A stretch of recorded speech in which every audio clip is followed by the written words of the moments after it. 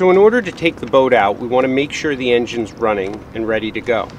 One thing that we've already done, we've already made sure that the gas is full. If it's not a 2-cycle engine, it's a 4-cycle. So we put in fresh, straight gas. There's always some in the locker.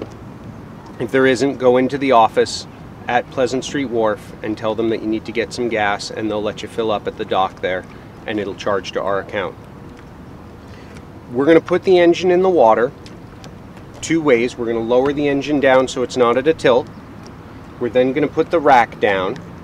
We're going to make sure the engine is in neutral. Pull out the choke and make sure the fuel is open. The engine to start. We're going to pull the pull cord till we get some resistance, and then let it go back in and pull start the whole thing. We'll let it warm up after it gets going, and then we'll go for a sail or a motor. To shut the engine off, I'm going to press the red button on the front.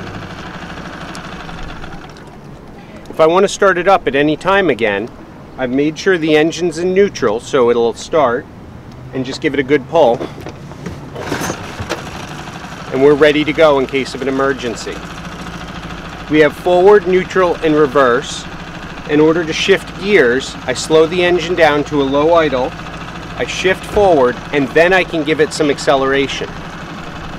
When it comes time to shift out, I slow it down, shift out into neutral. I always want to make sure it's slow so that the transmission doesn't take a real hard hit. So we always go to a low idle. When I'm done, I leave the engine in neutral and shut it off so that I can start it at any time. The engine will not be able to be pull started if it's in gear. I want to push back and lift up. And then to lock it in place, I pulled that back.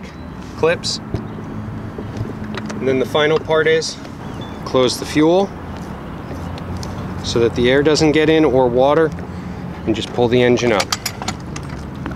That's it.